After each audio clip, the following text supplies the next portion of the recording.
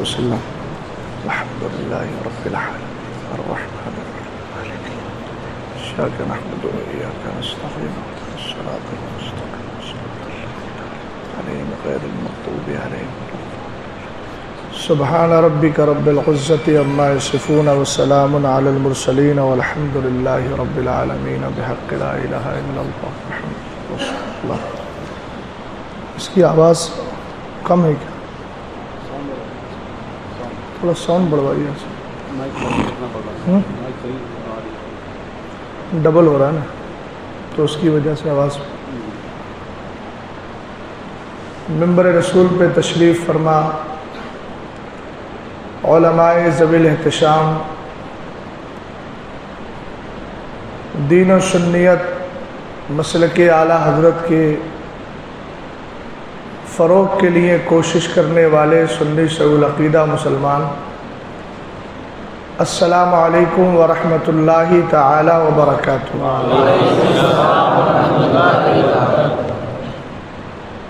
الحمد للہ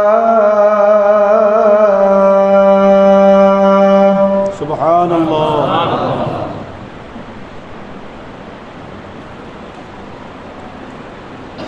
الحمد للہ الذی لم یزل علیما قدیرا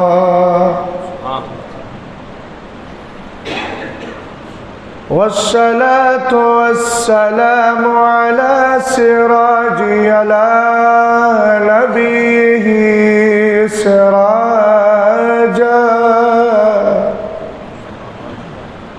سراجا منيرا سبحان اللہ.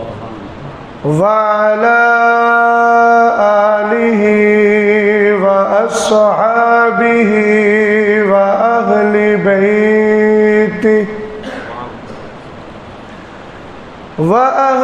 بيته وعلماء ملته إلى يوم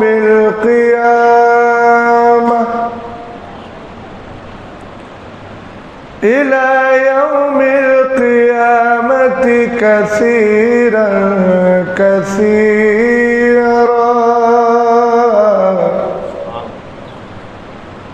أما بعد فأعوذ بالله من الشيطان الرجيم. بسم الله الرحمن الرحيم.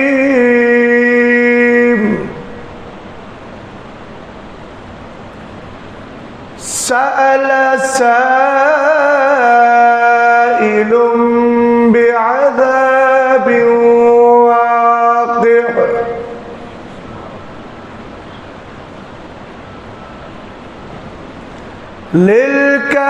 للكافرين ليس له دافع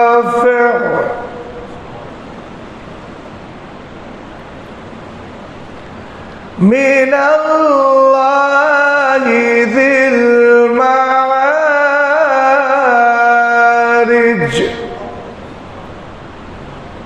صدق اللہ العظیم. خدایا بحق بنی فاطمہ کہ بالقول ایمان کنم خاتمہ. اگر دعوتم رد کنی بالقبول منو دست دامان آل رسول. کیا بات رضا اس چمنستان کرم کی،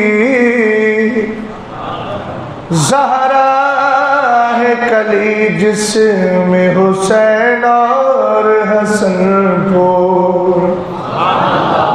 تیری نسل پاک میں ہے بچہ بچہ نور کا تو ہے عین نور تیرا سب گھرانہ نور کا۔ حضرات، یہ بڑی سعادت اور خوشبختی کی بات ہے کہ حسین نے اپنے ذکر کے لیے ہمیں یہاں جمع فرما دیا۔ جب غوث اعظم یہ کہیں کہ میرا نام وہی لے سکتا ہے جس کو میں چاہتا ہوں، سمجھ گیا؟ غوث اعظم فرما رہے ہیں میرا نام وہی لے گا جس کو میں چاہوں، تو میں یہ کہتا ہوں کہ غوث اعظم کے پاس فیضان بھی تو امام حسین پاک کا ہے۔ تو جب بیٹے کا یہ عالم ہے کہ ان کا نام اس وقت آدمی لے گا جب بیٹا حسین کا چاہ لے، تو میرا نتیجہ یہ رزلٹ یہ ہے کہ بابا کا نام بھی وہی لے گا جس کو بابا اجازت عطا فرما دے گا۔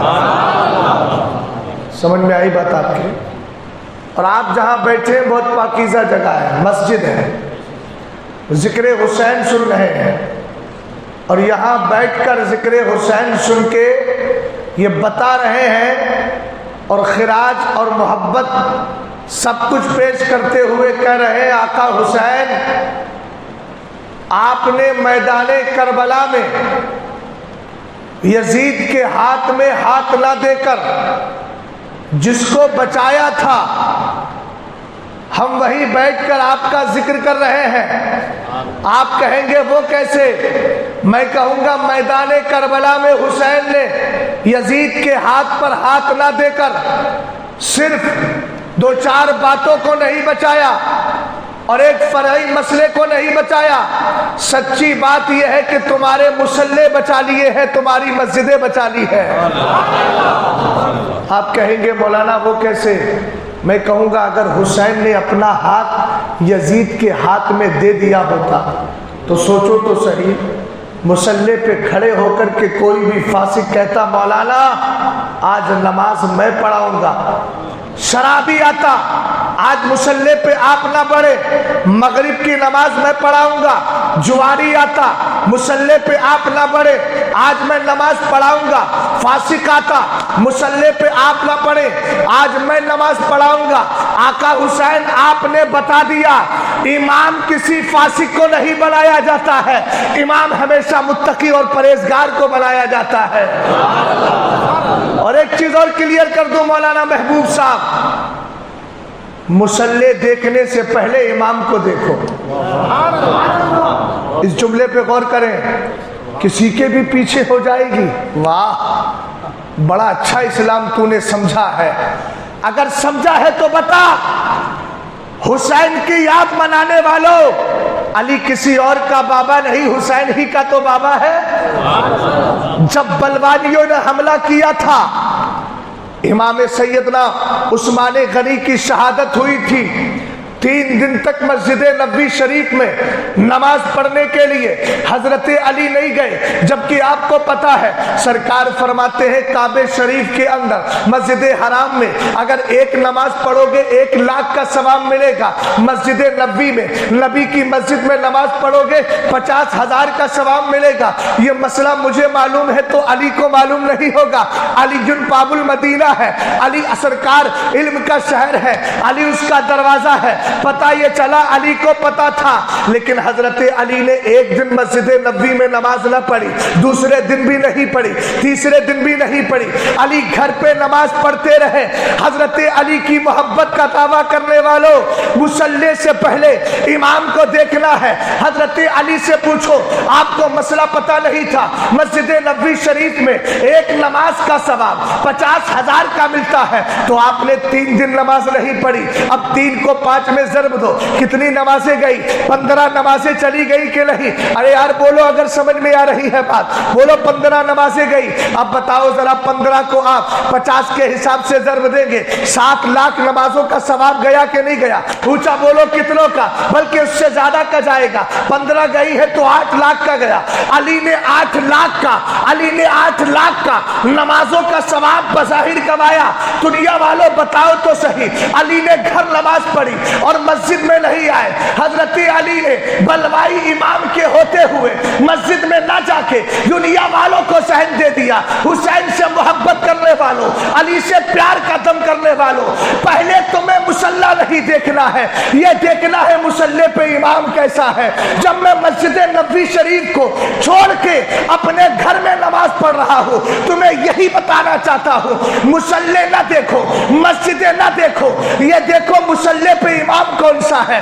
اگر وفادار ہو, نیت باندھ کے پیچھے کھڑے ہو جانا, اس کی وفا کا صلہ یہ ملے گا, وہ بھی جنت میں جائے گا, تم بھی جاؤ گے. مسئلہ کلیئر ہوا کہ نہیں؟ کچھ سمجھے؟ بلوائی. اچھا ایک بات بتائیے, میدان کربلا میں کیا اذان نہیں ہوتی تھی؟ ارے بولیے, ہوتی تھی کہ نہیں؟ خیموں میں بھی اذان تھی. ابن سعد کون تھا بتائیے؟ کسی کافر کے گھر پیدا ہوا تھا؟ 7 صحابی رسول ہیں. حضرت سعد وہ صحابی ہیں سرکار نے جن کو 10 کو جنت کا مزدہ دیا تھا, ان میں سے ایک حضرت سعد ہے. ادھر بھی مصلی تھا, ادھر بھی نمازیں ہوتی تھی, ادھر بھی نمازیں ہوتی تھی. لیکن آقا حسین پاک سے محبت کرنے والوں, پوری تاریخ کربلا اٹھا کے مجھے ایک حوالہ, ایک ریفرنس ایسا دے دو کہ حسین کے ساتھیوں نے کبھی ابن سعد کے پیچھے جا کے نماز پڑھی ہو. اور سعد والوں کو ان کے دلوں میں عداوت اور دشمنی تھی, حالانکہ وہ حسین کے پیچھے نماز پڑھ لیتے تو مقدر بدل جاتا. توجہ ہے؟ اس لیے ان ساری چیزوں پر بھی دھیان دینا بہت ضروری ہے. جیتے جاگتے ماحول میں نبی آل نبی پہ محبت کے ساتھ درود و سلام پڑھے. اللہ رب محمد صلی اللہ علیہ وسلم, نحن عباد محمد صلی اللہ علیہ وسلم, صلاۃ و سلام علیک یا رسول اللہ صلی اللہ تعالی علیہ وسلم. اعلیٰ حضرت امام اہل سنت کہتے ہیں کیا بات رضا اس چمنستان کرم کی. سبحان اللہ. اگر آپ کو یاد ہے تو بولیے محبت سے, اور اس نیت سے بولیے کہ ہماری زبان سے نکلنے والا سبحان اللہ امام حسین کی بارگاہ میں اس کا ثواب پیش کر دیا جائے تو انشاءاللہ الرحمن کام بنے گا. غور فرمائیے گا, میرے امام کہتے ہیں کیا بات رضا اس چمنستان کرم کی, زہراہ کلی جس میں حسین اور حسن پھول, جن اہل بیت کی محبت میں آپ یہاں تشریف فرما ہے. یاد رکھو ان کی محبت بہت فائدہ پہنچاتی ہے اور ان کی عداوت بالکل تباہ بھی کر دیتی ہے. میں 2 روایتیں آپ کے سامنے بیان کر رہا ہوں. اہل بیت میں ایک ذات ہے جس کو علی کہتے ہیں. اونچا بولو. علی کا معنی بلند ہے, تو آپ اپنی آواز کو بھی بلند کرو. حضرت علی رضی اللہ تعالیٰ عنہ ہے, سرکار نے علی سے محبت کرنے والوں کے لیے ایک پیغام دے دیا. سرکار فرماتے ہیں انتا وشیعتو کا تاتی یوم القیامتی, تاتی یوم القیامتی انتا وہم راضون مرضیون. میرے نبی نے ارشاد فرمایا علی تو اور تجھ سے محبت کرنے والے قیامت کے دن جب آئیں گے نا تو اس حال میں نہیں کہ کچھ لے کے نہ آئے. فرمایا وہم راضون مرضیون, اس حال میں آئیں گے کہ اللہ ان سے راضی ہوگا, وہ اللہ سے راضی ہوگا. جملے پہ غور کیا. سرکار نے آگے ارشاد فرمایا ویاتی اعداؤ کا غضابا مخمولا, اور علی تیرے دشمن آئیں گے, تیرے دشمن آئیں گے تو ان دشمنوں کا حال یہ ہوگا کہ اندر اندر کڑتے ہوں گے اور جہنم کی طرف ان کو بھیج دیا جائے گا. اس لیے کہ علی کل قیامت کے دن جنت بھی بانٹیں گے, یہ میرے مصطفیٰ کریم نے ان کو یہ اتھارٹی دی ہے. اور حوض کوثر جو جام کوثر ملے گا نا, وہاں صرف علی ہی نہیں بلکہ علی کے ساتھ کچھ اور بھی ہوں گے. سرکار فرماتے ہیں انا لحوضی اربعۃ ارکان, اول رکن منہا فی ید ابی بکر والرکن الثانی فی ید فی یدی عمر والرکن الثالث فی یدی عثمان والرکن الرابع فی یدی علی.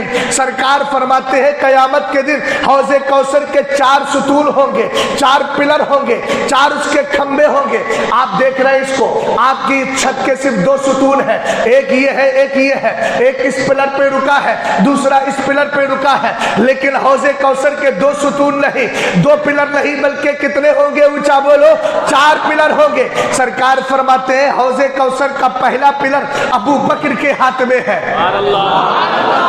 دوسرا عمر کے ہاتھ میں ہے، تیسرا عثمان کے ہاتھ میں ہے، اور چوتھا علی کے ہاتھ میں ہے. اب یہاں سے کنیکشن دیکھیے گا، کتنا پیارا تعلق ہے صحابہ میں. سرکار نے ارشاد فرمایا، میرے نبی فرماتے ہیں فمن احب ابا بکر و ابغض عمر لم یسقہ ابو بکر. سرکار ارشاد فرماتے کوئی ابو بکر سے پیار کرے مگر عمر سے نفرت کرے. کمیونیکیشن دیکھیے، محبت کس سے کی ہے؟ ابو بکر سے. نفرت کس سے ہے؟ عمر سے. تو اب ہونا تو یہ چاہیے، عقل چاہتی ہے کہ چلو قیامت کا دن آئے جب کوثر کا جام ملے تو چونکہ ابو بکر سے تو محبت کر رہا ہے نا، ادھر سے تو بنی ہے ادھر سے بگڑی ہے، تو کیا ہوا؟ یہ والے ان سے تو بنی ہے، اور جب ان سے بنی ہے تو یہ پلا دیں. سرکار نے فرمایا لم یسقہ ابو بکر، اگرچہ اس نے ابو بکر سے پیار کیا ہے مگر میرے عمر سے نفرت کی ہے، تو کل قیامت کے دن ابو بکر یہ نہیں دیکھیں گے یہ مجھ سے محبت کرنے والا ہے، یہ دیکھیں گے میرے یار سے نفرت کیوں کی ہے.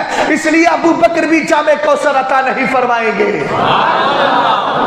اور آگے میرے نبی نے فرمایا ومن احب عثمان و ابغض علی لم یسقہ عثمان. اگر کوئی عثمان سے پیار کرے مگر میرے علی سے نفرت کرے تو اگرچہ عثمان سے پیار کرتا ہے قیامت کے دن اس کو بھی جام نہیں ملے. ومن ابغض علی وَأَحَبَّ عُثْمَانَ لَمْ يَسْقِهِ عَلِيٌّ. فرمایا اگر کوئی عثمان سے نفرت کرے اور علی سے محبت کرے، جیسے آج ہے نا کچھ، آپ اشارہ سمجھیے گا، تو لوگ ہیں اس طرح کے، علی سے محبت کا دعویٰ ہے مگر حضرت عثمان کے تعلق سے العیاذ باللہ یہ نظریہ ہے کہ عثمان مسلمان بھی نہیں تھا، عثمان یہودی تھا. اونچا بولو معاذ اللہ معاذ اللہ. حضرت امام اعظم کا دور ہے، حضرت امام اعظم سے کسی نے کہا، اسی فرقے سے تعلق رکھتا تھا، کہنے لگا عثمان غنی تو یہودی تھے. حضرت مولا کائنات رضی اللہ تعالی عنہ کے دیوانوں، حضرت امام اعظم کو جلال آ گیا. اسی امام کی بات کر رہا ہو جس کے تقلید تم کرتے ہو، جس کے بیان کردہ مسئلوں پہ عمل کرتے ہو. حضرت امام اعظم نے کہا چلو میں اس مسئلے کو کلیئر کرتا ہوں. گئے اس شخص کے پاس اور جا کر کے یہ کہا جناب میں تمہاری لڑکی کا رشتہ لے کر کے آیا ہوں، لڑکا بہت زبردست ہے. کہا بتاؤ تو صحیح. کہا وہ لاکھوں کا مال کا مالک ہے. کہا اور بتائیں. کہا نماز بھی پڑھتا ہے. کہا اور بتائیے. قرآن کی تلاوت بھی کرتا ہے، غریبوں میں بانٹتا بھی ہے، عزت دار بھی ہے، وقار دار بھی ہے، تقوی شعار بھی ہے، نیکوکار بھی ہے، پرہیزگار بھی ہے، مگر تھوڑی سی کمی ہے. کہا کیا؟ کہ یہودی ہے. بولو بولو. یہ میری تمہاری عقل نہیں، امام اعظم کی عقل ہے. ارے سمجھے کہ نہیں سمجھے؟ اگر سمجھ گئے ہو تو بول جاؤ سبحان اللہ. میرے انتقال کے بعد بولنے کا ارادہ تو نہیں ہے. انتقال کا مطلب ٹرانسفر ہونا، یہاں سے جانے کے بعد. انتقال کا وہی معنی نہیں ہوتا. انتقال کہتے ہیں ایک جگہ سے دوسری جگہ جانا، ہے نا. الحمدللہ ہم تو دن بھر میں کتنی بار انتقال کرتے ہیں، آپ بھی کرتے ہیں، ایک جگہ سے دوسری جگہ جاتے رہتے ہیں. اگرچہ عرف عام میں لوگوں کے سماج میں انتقال کا معنی وصال ہوتا ہے، دنیا سے جانا ہوتا ہے، وہ بھی حقیقت میں موت کیا ہے؟ ایک جگہ سے دوسری جگہ ٹرانسفر ہونا. اسی لیے تو ہم کہتے ہیں نا سنیوں کے لیے کون کہتا ہے کہ مومن مر گیا؟ قید سے چھوٹا وہ اپنے گھر گیا. قید ایک جگہ تھی اور اس کا گھر ایک جگہ تھی، یہاں سے ٹرانسفر ہوا ادھر چلا گیا. بات سمجھے کہ نہیں آپ؟ حضرت امام اعظم نے کہا بس چھوٹی سی کمی ہے کہ وہ یہودی ہے. اس کے باپ کو غصہ آ گیا. امام اعظم سے کہتا ہے دماغ صحیح ہے آپ کا، اس کو چھوٹی سی غلطی بتا رہے. تو بہت بڑی غلطی ہے میں اپنی بیٹی کو یہودی کے نکاح میں دوں۔ امام اعظم نے کہا ہوش کے ناخن لے، ارے جب تم امتی ہو کر اپنی بیٹی کو یہودی کے نکاح میں نہیں دے سکتا تو میرا نبی نبی ہو کے دو دو بیٹیوں کو یہودیوں کے نکاح میں کیسے دے سکتا ہے؟ اور وہ بھی وہ عثمان غنی جن کے لیے سرکار کہے عثمان اگر میری 40 لڑکیاں بھی ہوتی اور ایک لڑکی کا نکاح کرتا، اس کا انتقال ہوتا، دوسری تیرے نکاح میں دیتا، اس کا بھی انتقال ہو جاتا، تیسری تیرے نکاح میں دیتا، اس کا بھی انتقال ہوتا، چوتھی تیرے نکاح میں دیتا، یہاں تک کہ 40 لڑکیاں بھی اگر محمد عربی کی ہوتی تو یکے بعد دیگرے انتقال کے بعد ساری بیٹیاں تیرے نکاح میں دے دیتا۔ حالانکہ ایک ساتھ 2 بیٹیاں دینے کی اجازت نہیں، لیکن ایک کا انتقال ہو جائے تو ایک ہی تو رہی نا نکاح میں۔ تو سرکار نے جملہ بتا دیا، جملہ دے کر کے یہ بتا دیا عثمان کو میری نظر میں بہت بڑا وقار حاصل ہے۔ اور امام اعظم نے ایک ہی بات بولی، کہا کہ جب تو امتی ہو کر اپنی بیٹی کو یہودی کے نکاح میں نہیں دے سکتا تو میرا نبی نبی ہو کے اپنی 2 پاکیزہ بیٹیوں کو، اسی لیے تو ایک بیٹی نور ہے، دوسری بیٹی بھی نور ہے، اسی لیے عثمان غنی ذوالنورین ہے، چونکہ سرکار کی 2 بیٹیاں ان کے نکاح میں آ گئی، اور ایک بیٹی ہے رقیہ اور دوسری کون ہے؟ ام کلثوم رضی اللہ تعالیٰ عنہما۔ تو 2 نور ہوئے کہ نہیں ہوئے؟ اعلیٰ حضرت اسی کو کلیئر کرتے ہیں، تیری نسل پاک میں ہے بچہ بچہ نور کا، تو ہے اہل نور، تیرا سب گھرانہ نور کا۔ تو گیا اب اس حدیث کی طرف چلتے ہیں۔ سرکار نے کیا فرمایا؟ اگر کوئی علی سے پیار کرے، عثمان سے نفرت کرے، علی بھی نہیں پلائیں گے۔ ہم نے کہا یہ سب آپس میں جڑے ہیں، اور ان کے جڑنے نے بتا دیا ہے کہ علی کی محبت اسی وقت رب کی بارگاہ میں اور علی کی بارگاہ میں قبول ہوگی جب علی کے تینوں یاروں سے پیار کر لیا جائے گا۔ بات سمجھ گئے؟ حضرت علی رضی اللہ تعالیٰ عنہ سے سرکار نے کہا یاتی آداؤ کا غبابا مقحمینا، تیرے دشمن بھی آئیں گے نا تو اندر سے بالکل کرتے ہوں گے، جہنم کی طرف دھکیل دیے جائیں گے۔ یہ ہے علی سے پیار کرنے والے۔ سرکار علیہ السلام نے کلیئر کیا نا، میرے نبی نے فرمایا اللہم ہؤلائی اہل بیتی اذہب عنہم الرجس وطہرہم تطہیرا، اللہم والی من والاہم وعادی من عاداہم۔ سرکار نے دعا کی تھی جب ردائے تطہیر اڑائی تھی تو میرے نبی نے کہا تھا مولا یہ جو حسن ہے، جو حسین ہے، جو علی ہے، فاطمہ ہے، یہ میرے گھر والے ہیں، گھر والے، اے میرے مولا ان سے گندگی کو دور فرما دے، ان کو خوب ستھرا کر دے۔ اور پھر رب کی بارگاہ میں عرض کی مولا ان سے جو محبت کرے اس سے تو محبت کر، ان سے جو نفرت کرے ان سے تو ان کو دور کر دے اپنے سے، ان کو دور کر دے اپنے سے۔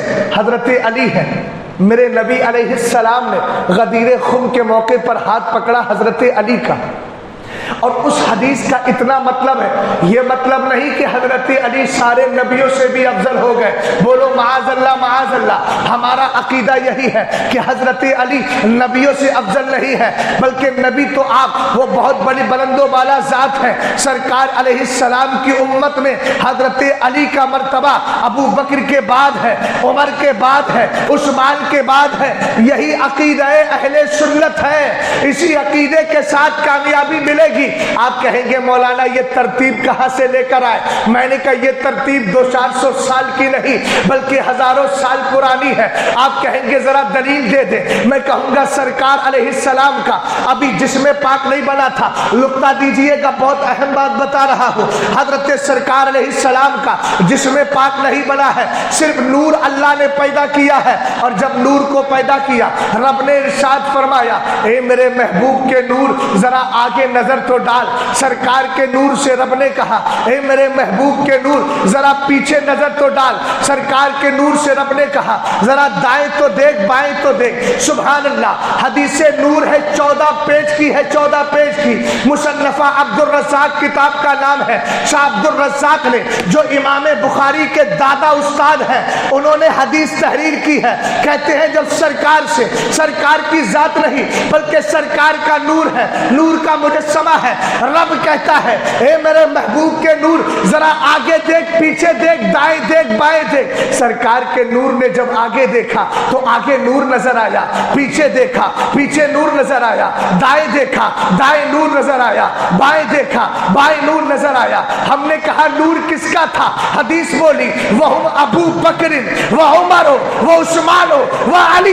سرکار کے نور نے جو آگے نور دیکھا تھا وہ ابو بکر کا نور تھا, پیچھے عمر کا نور تھا, دائیں جانب کس کا تھا؟ عثمان کا نور تھا, بائیں جانب علی کا نور تھا. ہم نے کہا سنیو غور تو کرو, یہ ترتیب آج کے دور کی نہیں ہے, یہ ترتیب تو اس وقت متعین اور فکس ہو چکی ہے جب سرکار بھی دنیا میں تشریف نہیں لائے تھے, صرف مصطفیٰ کا نور ہی پیدا کیا گیا تھا. توجہ ہے. سرکار مولا کائنات رضی اللہ تعالیٰ عنہ کا ہاتھ میرے نبی نے فرمایا من کنت مولاہ فعلی. مولا کا معنی یہاں اتنا ہے کہ جس کو محمد عربی پسند اور محبوب ہے اس کو علی بھی محبوب ہونا چاہیے, اس لیے کہ علی کی محبت نبی کی محبت ہے. یہ مطلب ہے اس حدیث کا, سمجھ گئے؟ اس سے زیادہ کسی مطلب کو نکالنے کی کوشش بھی نہ کی جائے. لیکن سنیں ذرا, سرکار مولا کائنات رضی اللہ تعالی عنہ کا ہاتھ پکڑ کے جب سرکار نے اتنا کہہ دیا نا, اب سنیے گا سالہ سائل بعذاب واقع. آپ بھی سوچ رہے ہوں گے قرآن کی کون سی آیت پڑھی ہے اہل بیت کے فضائل میں؟ یا تو انما یرید اللہ پڑھی جاتی ہے, یا ولا تقولوا لمن یقتل فی سبیل اللہ پڑھی جاتی ہے, یا قل لا اسألکم علیہ اجرا پڑھی جاتی ہے. یہ بالکل الگ تھلگ 29ویں پارے سورہ معارج کی آیت لے کے آئے. میں نے کہا اس آیت سے بھی اہل بیت کا مقام ثابت ہو رہا ہے. کیسے؟ حضرت علی کو جب سرکار نے سرٹیفکیٹ دے دیا کہ علی تو مولا ہے, تھوڑی دیر کے بعد حضرت عمر سے ملاقات ہوئی, کہنے لگے ہنی الک, مبارک ہو علی, مبارک ہو, اصبحت مولا کل مؤمن و مؤمنہ, تم ہر ایمان والے اور ایمان والی کے مولا ہو گئے ہو. اور مولا کا معنی کلیئر کر دیا میں نے, سمجھ میں آئی بات آپ کے؟ حضرت علی رضی اللہ تعالیٰ عنہ. اب حضرت علی کی یہ خبر پورے علاقے میں پھیل گئی. کون سی خبر؟ کہ آج سرکار نے غدیر خم کے موقع پر علی کا ہاتھ پکڑ کے کہہ دیا ہے جس کا میں مولا اس کا علی مولا کا. اچھا, تو ایک بدبخت تھا جو حضرت علی سے چڑھتا تھا, نام تھا حارث بن نعمان فہری, حارث ابن نعمان فہری. یہ اس نے سنا کہ اچھا سرکار علیہ السلام نے یہ کہا ہے جس کا میں مولا اس کا علی مولا. اپنی اونٹنی پر سوار ہوا اور اونٹنی پکڑ کے لایا, مسجد نبی شریف کے قریب آیا, اونٹنی کو باندھا اور باندھ کے کہنے لگا یا محمد امرتنا ان اللہ تبارک و تعالی ان نشہد ان لا الہ الا اللہ وانک رسول اللہ فقبلنا منک. کہا اے محمد عربی, حالانکہ یا محمد لکھا ہو, ہم اس کا ترجمہ اے محمد سے نہیں کریں گے, اے اللہ کے رسول سے کریں گے, اس لیے کہ جب اللہ نے پورے قرآن میں اپنے محبوب کو یا محمد کہہ کے پکارا ہی نہیں ہے تو ہم امتی اسی سبق کو یاد رکھتے ہیں. ہم بھی یا محمد نہیں کہیں گے, یا رسول اللہ کہیں گے, یا نبی اللہ کہیں گے, یا حبیب اللہ کہیں گے, اس طریقے کے کلمات سے پکاریں گے. اب دیکھیے گا وہ کیا کہہ رہا ہے بے ادبی کے ساتھ. سرکار سے کہتا ہے محمد عربی تم نے ہمیں حکم دیا اور یہ کہا کہ تم یہ مانو خدا ایک ہے, ہم نے مان لیا تمہارے کہنے پہ. تم نے کہا یہ مانو کہ میں اللہ کا رسول ہوں, ہم نے مان لیا. تم نے کہا نماز پڑھو, ہم نے نماز پڑھ لی. تم نے کہا زکات دو, ہم نے زکات دے دی. تم نے کہا حج کرو, ہم نے حج کر لیا. کہ تمہارا دل اتنے سے نہیں بھرا کہ تم نے اب اپنے بھائی چچا زاد بھائی علی کے ہاتھ کو پکڑا ہے, اور پکڑنے کے بعد جتنی باتیں ہم مانتے چلے جا رہے تھے لیکن لاسٹ میں تم نے یہ بھی کہہ دیا جس کا میں مولا اس کا علی مولا. اب تو تم اپنے چچا زاد بھائی کو بھی منوا رہے ہو. گویا زبان سے وہ کہنا یہ چاہ رہا تھا کہ یہ تمہاری اپنی من کی بات ہے, اسی لیے تو تم کبھی تو شریعت کی بات منواتے ہو, کبھی اپنے داماد کو ہم سے منوانے کی کوشش کرتے ہو. اس کے بعد کہتا ہے احاذا شیئن من اللہ عز و جل ام من کا, یہ آپ کا آرڈر ہے یا خدا کا آرڈر ہے؟ مصطفیٰ کریم جلال میں آتے ہیں, فرماتے ہیں واللہ ان ھذا الا من اللہ تبارک و تعالی, خدا کی قسم یہ محمد عربی اپنی طرف سے نہیں کہہ رہا ہے, اس لیے کہ قرآن نے کلیئر کر دیا وما ينطق عن الهوى ان هو الا وحی یوحی, زبان محمد کی ہوتی ہے, فرمان خدا کا ہوتا ہے. اچھا بدبخت تھا, جاتے جاتے کانوں میں کیا کہتا ہے؟ کہتا ان کان ما قال محمد حقا, جو محمد عربی کہہ رہے ہیں اے اللہ اگر یہ سچ ہو فامطر علینا حجارۃ من السماء او ائتنا بعذاب علیم. تو کہنے لگا اگر محمد عربی سچ کہہ رہے ہیں تو اے اللہ مجھ پر آسمان سے پتھر برسا دے. اس بدبخت کو پتہ یہ نہیں تھا کہ کس نبی سے تو مقابلہ کر رہا ہے اور کس علی سے مقابلہ کر رہا ہے, جس علی کی دعا, بتا دوں دعا کتنی پیاری ہے حضرت علی کی. حضرت علی, امام فخر الدین رازی کہتے ہیں باب الکرامات کے اندر لکھتے ہیں حضرت علی کی بارگاہ میں ایک چور لایا گیا. چور کیسا تھا؟ کالا کلوٹا حبشی غلام تھا. چور لایا گیا مگر حضرت علی سے بڑی محبت کرتا تھا. حضرت علی نے کہا تو نے چوری کی ہے؟ ارے سن رہے نوجوانا, نوجوانا سن کہا رہے وہ کوئی, تو دیکھو دیوار سے ٹیک لگا کے مست موبائل لیے بیٹھے ہیں.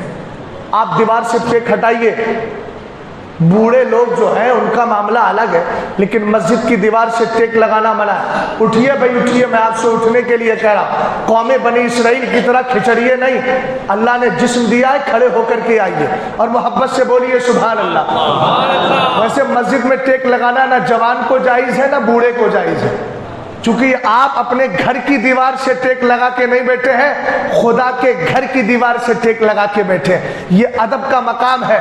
تشریف لائیں اور جتنی محنت آپ سننے میں کریں گے نا, تو عربی میں ایک جملہ بولا جاتا ہے العطایا علی متن البلایا, جتنی محنتیں ہیں اللہ کی اتنی عطائیں ہیں. ایک مسئلہ بتا دو اگر کلیئر ہو جائے, یہ کرسیاں میں دیکھ رہا ہوں تو اس لیے کچھ لوگ کیا کرتے ہیں پورے گاؤں میں گھوم کے آ جائیں گے اور مسجد میں حضرت یہاں دکھ رہا ہے, دکھ رہا ہے, کرسی پکڑی نماز پڑھ لیا, نماز نہیں ہوتی.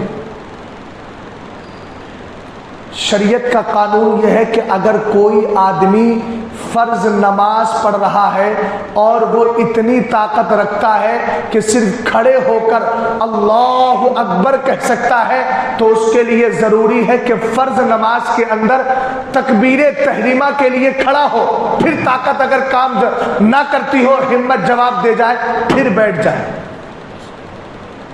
اور یہاں یہ ہوتا ہے ذرا سی تکلیف ہے, پورے راستے میں گھوم کے آئیں گے اور مسجد کے اندر آ کے کرسی پکڑ لیں گے. بھیا یہ آرام کی جگہ نہیں ہے, یہ کام کی جگہ ہے, کام کی جگہ ہے. مسئلہ میں نے بتا دیا, اس لیے بتا دیا تاکہ نمازیں ضائع نہ ہو, اللہ کی بارگاہ میں قبول ہو جائے. جملے پہ غور کیجئے گا, حضرت علی کی بارگاہ میں لایا گیا. مولا کائنات نے کہا چوری کی ہے؟ کہنے لگا حضور جھوٹ نہیں بولوں گا, چوری کی ہے میں نے.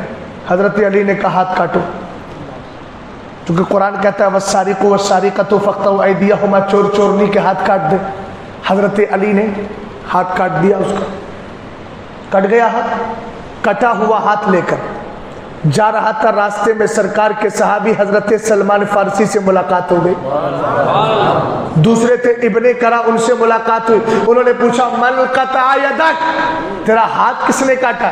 میاں سیدھا سا جواب دیتا تھا قطع یدی علی, میرا ہاتھ علی نے کاٹا ہے. ارے یہی تو ہوتا ہے کہ نہیں؟ اگر ہماری مسجد کا امام کسی کو کسی کو مسئلہ بتا دے, کوئی مسجد کے اندر آئے نماز غلط پڑھ رہا ہے, مسئلہ بتا دے, تو دوسرے دن اس کے بسترا گول کنٹرول کرنے کی بات چلتی ہے، دیکھو جناب وہ کیسا مولانا ہے، ہم کو ٹوک دیا ہے، کسی کونے میں آ کے سمجھا دیتا، لیکن اس حبشی غلام سے سبق لو، اس کو مسئلہ نہیں بتایا ہے، علی نے ہاتھ کاٹ دیا ہے، لیکن کٹا ہوا ہاتھ لے کر کے جا رہا تھا، سلمان فارسی ابن کرام نے کہا کس نے کاٹا ہے، سیدھا سا کہہ دیتا علی نے کاٹا ہے، مگر قربان جائیں اس کی محبت علی پہ، کہتا ہے پوچھنا چاہتے ہو میرا ہاتھ کس نے کاٹا ہے، حالانکہ خون نکل رہا ہے، مگر بولتا ہے اگر پوچھنا چاہتے ہو میرا ہاتھ کس نے کاٹا ہے تو سنو، میرا ہاتھ کاٹنے والا امیر المومنین یعصوب المسلمین خاتم الرسول زوج البتول، میرا ہاتھ کسی عام ذات نے نہیں کاٹا، میرا ہاتھ کاٹا ہے کاٹنے والا ایمان والوں کا امیر ہے، مسلمانوں کا بادشاہ ہے، مصطفیٰ کا داماد ہے، خاتون جنت فاطمہ الزہرا کا شوہر ہے۔ اب یہ حیرت میں پڑ گئے سلمان فارسی، انہوں نے پوچھا میاں تیرا ہاتھ کاٹا ہے، تیرا ہاتھ کاٹا ہے، تجھے جائیداد نہیں دیے کہ اتنی تعریف، تو اس کا جملہ سنیے گا، جملہ کتنا پیارا تھا۔ اگر مسجد کا امام کسی کو مسئلہ سمجھا کے چلا جائے اور دو چار لوگوں کے سامنے تو اس کو بے عزتی نہ سمجھے، رب کا شکر ادا کرے کہ کم سے کم سمجھانے والے ابھی زندہ ہیں۔ شیخ سعدی کہتے ہیں دوست وہ نہیں ہوتا جو تمہارے عیبوں پہ پردہ ڈال کے کہے بہت اچھا رے، بہت اچھا کر رہا ہے، دوست وہ ہے جو ہاتھ پکڑ کے کہ میاں یہ حصہ خراب ہو رہا ہے اس کو دور کرو، سچا دوست وہ ہوتا ہے۔ اور میں بھی آپ کا دوست ہوں، میں نے شروع میں جو جملے بولے ہیں وہ اس ارادے اور اس خیال سے بولے ہیں کہ اس بزم سے مقصود ہے اصلاح مفاسد، نشتر جو لگاتا ہے وہ دشمن نہیں ہوتا، اگر ڈاکٹر کاٹے گا نہیں تو آپریشن ہوگا کیسے، کینسر نکلے گا کیسے، پتھر جو ہو جاتے ہیں وہ نکلیں گے کیسے، پھوڑا پھنسی ختم کیسے ہوگی، اگر ہم لوگ اپنی قوم کی خرابیوں کو سامنے لا کر ان پہ ہاتھ رکھ کے بتائیں گے نہیں تو تمہاری نمازیں صحیح کیسے ہوگی، ایمان عقیدے کی حفاظت کیسے ہوگی، مسلک اعلیٰ حضرت کی پابندی کیسے ہوگی۔ اب دیکھیں وہ جواب کیا دے رہا ہے، اس سے پوچھا تو اس نے چار لقب ذکر کر دیے حضرت علی کے، تعریف پہ تعریف، تعریف پہ تعریف، تعریف پہ تعریف، تعریف پہ تعریف، پھر سجدہ کر رہا ہے۔ انہوں نے کہا میاں تیرا ہاتھ کاٹا ہے، حضرت مولانا عثمان صاحب، تب اس نے جواب دیا تھا میں علی کی تعریف اس لیے کر رہا ہوں، علی نے دنیا میں سزا دے کے مجھے جہنم کی آگ سے بچا لیا ہے۔ سلمان فارسی کے دماغ کے اندر ایک دم عجیب سی کیفیت ہوئی اور سیدھے آئے حضرت علی کی بارگاہ اور کہنے لگے علی ہاتھ کاٹا ہے نا آپ نے؟ حضرت علی نے کہا جی۔ وہ تو آپ کی بڑی تعریف کر رہا ہے، اور ولی ہوتا ہے میاں جس کے دربار سے بندوں کو محروم نہیں کیا جاتا ہے، اور یہ خالی ولی نہیں، ولیوں کو ولایت کا تحفہ عطا کرنے والا۔ حضرت علی کی رحمت جوش میں آئی، کہا بلا لا بلا لا بلا لا۔ سلمان فارسی کے بولے چلو میاں بلا رہے ہیں حضرت علی۔ اب اس نے سوچا کہ ہاتھ تو کٹ گیا ہے، لیکن نہ جانے کیوں بلا رہے ہیں، حضرت علی کی بارگاہ میں گیا تو اتنا ہاتھ کٹا تھا، پنجہ رکھا تھا، حضرت علی رضی اللہ تعالی عنہ نے کلیئر کر لیا، ویریفیکیشن ہو گیا، میاں تم نے ایسا بولا ہے کہ جی سرکار میں نے ایسا بولا ہے، بات کلیئر ہو گئی، صحابی کی زبان سے بول دیا گیا، وہ بھی کافی تھا۔ حضرت علی رضی اللہ تعالی عنہ نے پنجہ لیا، ہاتھ سے ملایا، کپڑا ڈالا، ہاتھوں کو رب کی بارگاہ میں اٹھایا۔ اب سنو میں اس حسین کی بات کر رہا ہوں جس کے نانا کی دعا بھی قبول ہوتی ہے، جس کے ماں کی دعا قبول ہوتی ہے، جس کے بابا کی دعا قبول ہوتی ہے، جس کے بھائی کی دعا قبول ہوتی ہے، اور خود حسین وہ ہے اگر ہاتھ اٹھا کے دعا کر دے تو رب اس کی دعاؤں کو بھی رد نہیں کرتا، قبول کر لیا کرتا ہے۔ حضرت علی نے ہاتھ اٹھایا، مولا یہ میرا چاہنے والا ہے۔ اب ایک زبان مقال اور حال، زبان مقال اور حال سمجھتے ہیں آپ؟ اگر نہیں سمجھتے ہیں تو بتا دو، یہ ہے زبان مقال بولنے والی، اور ہم جبہ پہنے ہیں، امامہ لگائے ہیں، بتا رہا ہے کہ شاید کوئی مولانا ہے، میں نہ کہوں مولانا لیکن میرے امامے اور جبے کو دیکھ کے آپ کیا سمجھو گے؟ تو یہ ہے زبان حال، کنڈیشن میری بتا رہی ہے کہ مولانا ہوں، اور زبان سے کہہ دوں تو یہ ہو گئی زبان مقال۔ حضرت علی کی زبان مقال جو بول رہی تھی وہ تو رب جانے، اس لیے کہ ابن کسب امام فخر الدین رازی نے ان جملوں کو کتاب میں ذکر نہیں کیا ہے، لیکن زبان حال کیا کر رہی تھی؟ رب کی بارگاہ میں عرض کر رہی ہے مولا یہ مجھ سے محبت کرنے والا تھا، چور تھا، چور تھا، تیرا قانون تھا چور چورنی کے ہاتھ کاٹ دو، مولا شریعت کا تقاضا تھا میں نے ہاتھ کاٹ دیا، شریعت کا تقاضا پورا ہو گیا، یہ مجھ سے محبت کرتا ہے، ابھی محبت کا تقاضا باقی ہے۔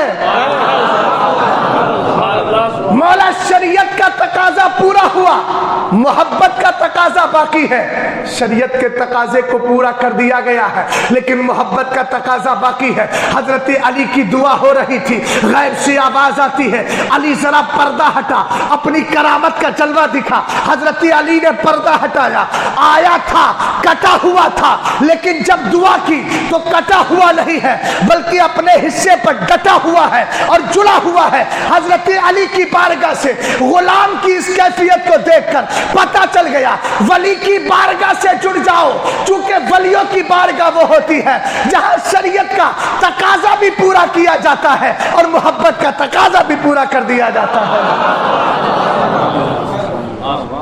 یہ اس حسین کی بات کر رہا ہوں، توجہ ہے۔ کچھ لوگوں کے چہرے بہت دیر سے غصے میں ہیں، میں چاہتا ہوں ان کے چہروں پر مسکراہٹ آ جائے تو اچھا۔ میں پہلی بار آیا ہوں آپ کے علاقے میں، کم سے کم یہ ہے مسکرا کے دیکھیں گے تو سمجھ میں آئے گا کہ لوگ یہاں خوخار نہیں ہیں، سمجھ گیا؟ چہرے دیکھ کے بھی ڈر لگتا ہے نا، کہیں کہ عجیب طرح کے قسم کے لوگ ہوتے ہیں، لیکن اللہ کا شکر ہے آپ اچھے لوگ ہیں۔ اب بہت دیر سے کچھ حضرات تو ایسے ہیں کہ ان کی مسکراہٹ ختم ہونے کا نام ہی نہیں لے رہے، ان کی مسکراہٹوں کو دیکھ کے مجھے بھی مسکرانا پڑا، حالانکہ اتنا تھکا ہوا ہوں کہ اس میں مسکراہٹ تو چھوڑیے لب ہلنے کا نام بھی نہیں لیتے۔ آج چھٹی تقریر ہے، 4 دن میں ان لوگوں نے اتنی تقریریں کروا دی اور نیند کرنے دے نہیں رہے۔ خیر محبتیں، اور آپ کہیں گے مولانا پھر تھکے ہیں تو میں نے کہا یار میں حسین کی محفل میں آتا ہوں تو اپنا جسم دیکھ کے نہیں فیضان حسین دیکھ کے آتا ہوں اور بیٹھ جاتا ہوں۔ میں راستے پر مولانا محبوب کہتے آئے گلا پکڑا ہوا ہے، گلا پکڑا ہوا ہے۔ میں نے کہا مائک تو آنے دو، یا تو گلا بتائے گا یا حسین کا فیضان بتائے گا۔ حسین کا فیضان ملے گا میاں تو یہ بیٹھے گلوں کو الحمدللہ اٹھا دیا جاتا ہے۔ ہم نے کہا جب حسین پاک کا فیضان ملا نا تو میرے آقا سیدنا خواجہ معین الدین چشتی نے بیٹھے ہوئے جو کھڑے تھے ان کو ایسا بٹھایا کہ وہ بیٹھ گئے ہیں، اور جو بیٹھے تھے ان کو ایمان کی دولت ایسی تھی کہ وہ کھڑے ہو گئے، اور ایسے کھڑے ہوئے کہ قیامت تک، میدان قیامت تک ہندوستان کی زمین انشاءاللہ الرحمن میرے خواجہ کے دیے ہوئے ایمان سے خالی نہیں ہوگی۔ سمجھ گئے؟ لوگ کہتے یار حسین کے پاس کچھ ہوتا تو لیتے، ہم نے کہا یار سب کچھ تھا، تیری آنکھیں اندھی ہیں، تجھے کچھ نظر نہیں آ رہا۔ کہنے لگے پانی، حسین پیاسے شہید ہو گئے، پانی نہیں ملا۔ میں نے کہا یہی تو فلسفہ ہے، پانی سے پوچھ تو نہیں ملا، تجھے لب حسین نہیں ملا۔ پوچھو کبھی پانی سے، پانی بتا ہار تیری ہے یا ہار حسین کی ہے؟ پانی کہے گا تاریخ میں میں نے سب کو شکست دی ہے، ہر پیاسا ہار کر تھک کر میرا مطالبہ کرتا ہے میاں پانی لاؤ پیاس لگ رہی ہے، لیکن لب حسین وہ ہے جن کو میں ترستا رہا، حسین نے لگنے نہ دیا، لیکن لب اصغر علی اصغر وہ ہے میں تڑپتا رہا لیکن علی اصغر نے لگنے نہ دیا، علی اکبر نے لگنے نہ دیا، عباس علمبردار نے لگنے نہ دیا، سکینہ نے لگنے نہ دیا۔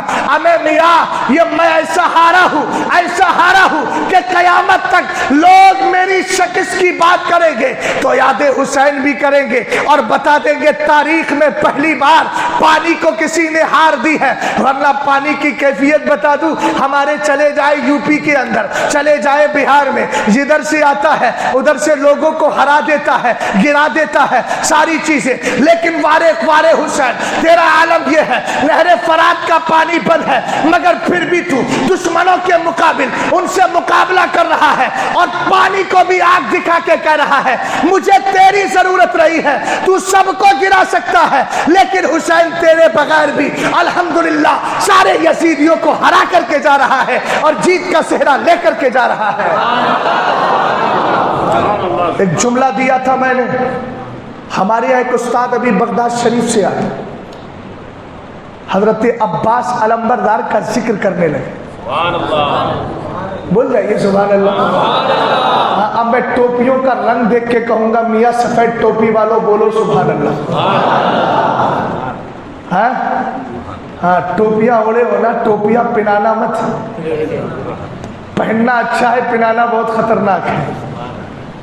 توجہ فرمائیے گا ذرا، ادھر غور کریں۔ حضرت عباس علمبردار کا جو مزار شریف ہے وہ قبر نما جو ہے، مزار نما وہ ہے اوپر، اور اس کے نیچے جا کر اصل مزار ہے۔ یوں اس طریقے سے ڈفرینس آپ سمجھ لیجیے، یہ اصل مزار ہے اور اوپر ہے قبر نما، جو تعویذ نما یا تعویذ نما بولتے ہیں، ہاں جو تعویذ نما ہوتا ہے وہ اوپر ہے، نیچے اصل قبر شریف ہے۔ اور انہوں نے کہا کہ میں نے خادم سے ملاقات کی، وہ خادم جو نیچے جاتا ہے صفائی ستھرائی کرنے، اس سے پوچھا تو خادم نے کہا آج بھی عباس علمبردار کی قبر کے چاروں طرف پانی آ کے طواف اور چکر لگاتا ہے۔ سمجھا آپ نے؟ نہیں سمجھ پائے؟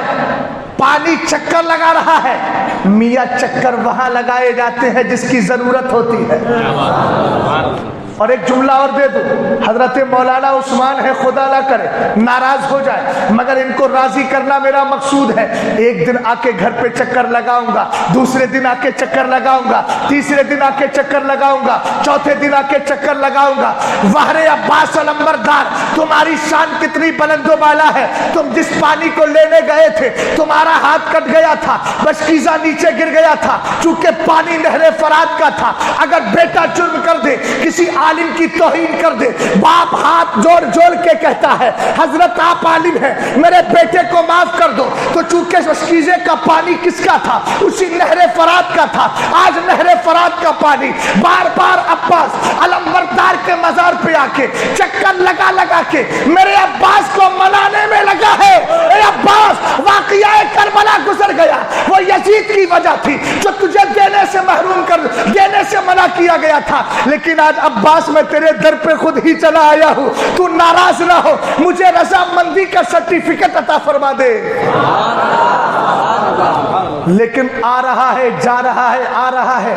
عباس کہہ رہے ہیں جب مجھے تیری ضرورت تھی تب نہیں آیا، اب مجھے تیری ضرورت نہیں ہے، آتا جاتا رہے، جس دن میرا کرم ہو جائے گا اس دن فیصلہ کر دوں گا۔ توجہ ہے؟ حضرت عباس علمبردار کی ذات بابرکات، اہل بیت کی شان اور ان کا مقام و مرتبہ، سبحان اللہ، محبت سے بولو نا یار سبحان اللہ۔ سرکار علیہ السلام کے دیوانوں، بات یہ چل رہی تھی کہ امام حسین کے پاس اگر کچھ ہوتا تو پانی منگواتے، طاقت تھی نہیں۔ میں نے کہا نادان، اگر کربلا کے میدان کے واقعات پڑھ لے تو کتنی کرامتیں ہیں جو امام حسین سے صادر ہوئی۔ ایک بدبخت آیا، اہل بیت کا مبارک خیمہ جو تھا اس کے چاروں طرف آگ لگا دی گئی تھی۔ کس نے؟ امام حسین نے آگ جلوائی تھی۔ کیوں جلوائی تھی؟ تاکہ کوئی یزیدی میرے گھر کی مقدس بیٹیوں کے قریب نہ آ سکے۔ ایک بدبخت کی نظر پڑی تو کہنے لگا حسین یہاں بھی آگ ہے وہاں بھی آگ ہے، معاذ اللہ۔ حسین کو جلال آ گیا۔ کون حسین؟ وہ حسین جس کی زبان کو میرے مصطفیٰ نے چوسا ہے، وہ حسین جس کے ہاتھ کو میرے مصطفیٰ نے اپنے ہاتھ میں پکڑا ہے۔ ہاتھ اٹھ گئے رب کی بارگاہ میں، کہتے ہیں مولا سنے حدیث ہے، سرکار فرماتے ہیں انا من عباد اللہ من لو اقسم علی اللہ لا ابرہ، اللہ کے کچھ ایسے بندے ہوتے ہیں جو رب کی بارگاہ میں قسم کھا لیتے ہیں، دعا مانگتے ہیں، قسمیں دیتے ہیں، قسمیں کھاتے ہیں، اللہ ان کی قسموں کا بھرم رکھتا ہے، زبان سے نکلی ہوئی دعاؤں کو قبول کر لیا کرتا ہے۔ حسین نے کہا مولا یہ کیا کہہ رہا ہے؟ تو جان رہا ہے یہ کہہ رہا ہے حسین یہاں بھی آگ میں وہاں بھی آگ میں۔ مولا نہ، الحمدللہ میں اس میں نہیں ہوں، مگر تجھ سے گزارش کرتا ہوں میرے مولا، اس کو وہاں تو آگ دے گا ہی، دنیا میں بھی دکھا دے۔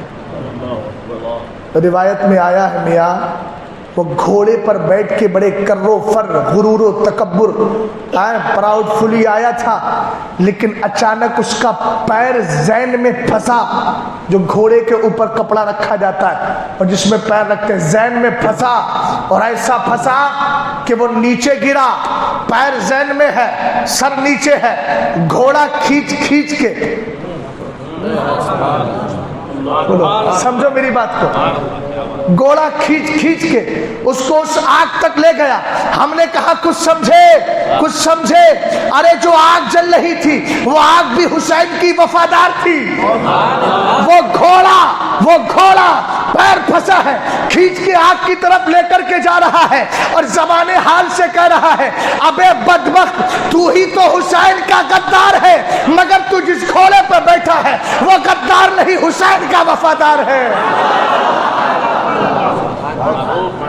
کھینچ کر کے لے گیا، مر گیا، وہیں جل گیا۔ کہاں؟ یہ میدان کربلا میں کرامت صادر ہوئی، کس کی؟ امام حسین پاک کی۔ حضرت امام حسن کون ہے؟ امام حسین کے بھائی ہے نا۔ آپ راستے میں جا رہے تھے، عبداللہ ابن زبیر، حضرت عبداللہ ابن زبیر اور ان کے والد عوام، تو عبداللہ ابن زبیر بھی ساتھ میں تھے، امام حسن بھی تھے۔ کہتے ہم دونوں راستے سے جا رہے تھے، کھجور کا ایک باغ نظر آیا اور ایک خادم بھی ساتھ میں تھا۔ باغ نظر آیا، باغ کے سارے پیڑ سوکھ گئے تھے، کہیں کوئی کھجور نہیں۔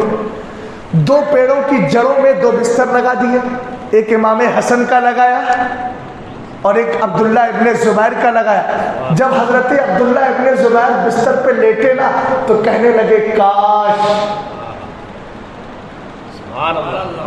کاش کھجور کے باغ میں کوئی تو ایسا پیڑ ہوتا جس کی کھجوریں کھا لیتے۔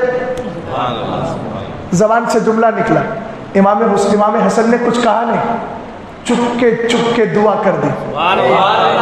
دعا کی، ان کی نظر پڑی، ارے باپ رے، جہاں لیٹا اسی کے پاس میں کھجور کا یہ پیڑ ہے، تو کھجوریں توڑنے لگے، کھجوریں آ گئی، توڑی کھا رہے تھے۔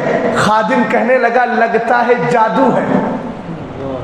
امام حسن کو جلال آیا، جلال میں فرمایا نادان، یہ کوئی جادو نہیں ہے، نبی کے نواسے کی دعا کا اثر ہے، ادھر زبان سے نکلا ہے اور ادھر اللہ تعالیٰ نے کھجور کی شاخوں پر کھجور پیدا کر دی ہے۔ ہم نے کہا سنیو غور کرو، آقا حسین میدان کربلا میں یزیدیوں کو مارنے نہیں گیا تھا، شریعت بچانے گیا تھا، ورنہ حسین کی زبان وہ ہے جس کو مصطفیٰ چوسا کرتے تھے۔ اگر حسین یہ کہہ دیتا اے میرے مولا ان سارے یزیدیوں کو تباہ کر دے، کوئی بچنے والا نہیں تھا۔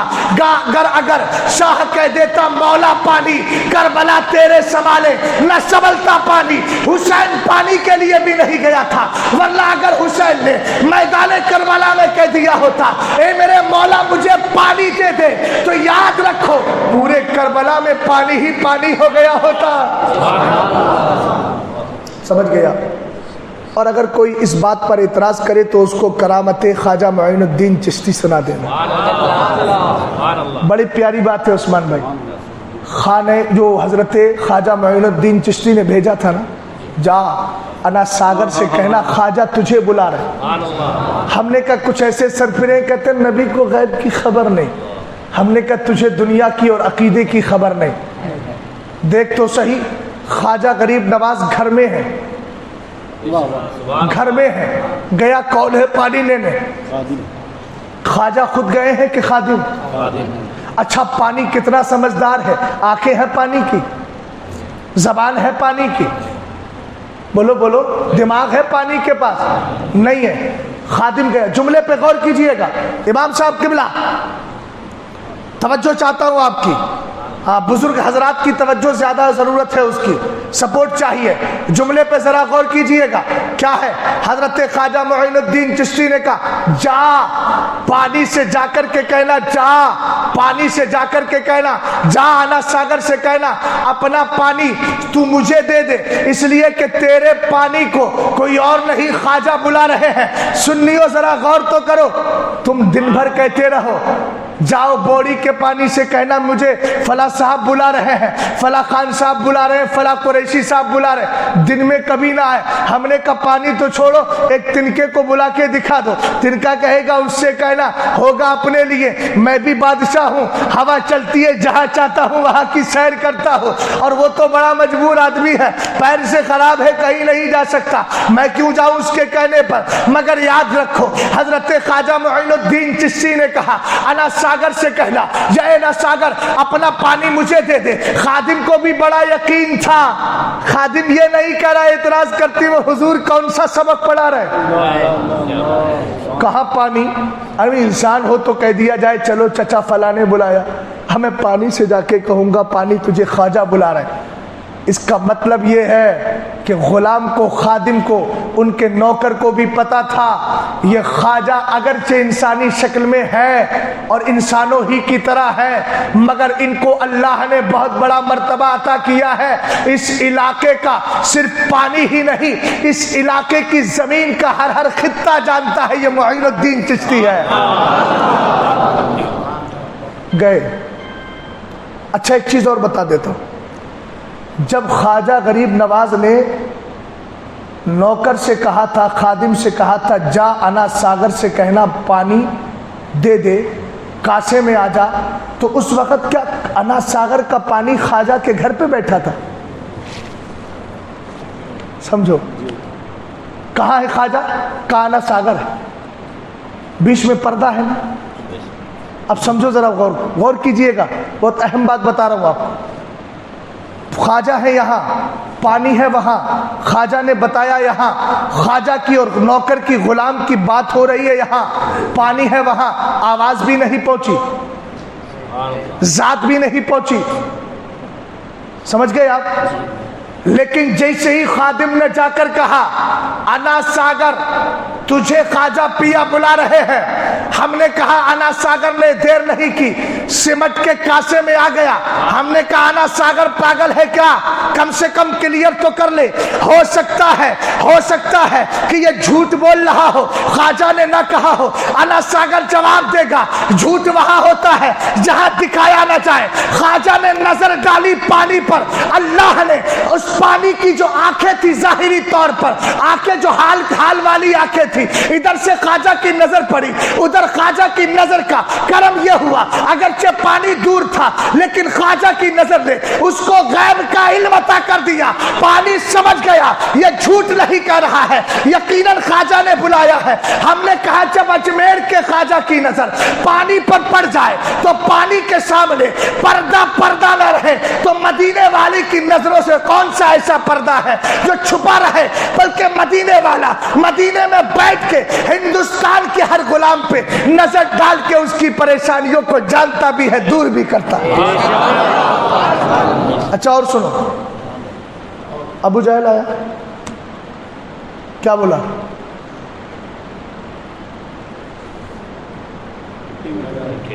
بتاؤ کیا ہے؟ سرکار نے کیا فرمایا؟ میں بتا دوں کہ یہ بتا دے؟ ادھر آ بیٹا، ادھر بیٹھو، ایسے کر کے بیٹھو. ہاں بیٹھ جاؤ، سمجھائے دیتا ہوں. بتاؤ سامنے والی کی آنکھیں کھلی ہیں کہ بند؟ تم بھی اپنی آنکھیں بند کر لو. اب بتاؤ اس کو پتا چل رہا ہے کہ اس کی ٹوپی کیسے لگائی ہے میں نے، ٹیڑھی کے سیدھی.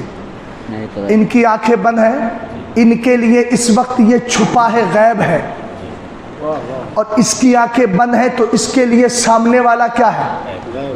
غیب ہے. اب سمجھو ذرا بات کو. سرکار نے فرمایا میں بتا دوں یا وہ بتا دے جو تیرے ہاتھ میں ہے؟ کہا اگر یہ ہو جائے تو بہت کلیئر ہو جائے گا مسئلہ. اس کو پتا نہیں تھا مصطفیٰ تو اس سے بھی زیادہ کلیئر کر دیا کرتے تھے. ہاتھ میں کنکری ہے. سرکار نے فرمایا میں بتاؤں کہ یہ کہا یہی بتا دے. اچھا کنکری اندر ہے, مٹھی بند. جب مٹھی بند تو کنکری کو کیا پتا کہ سامنے کون ہے؟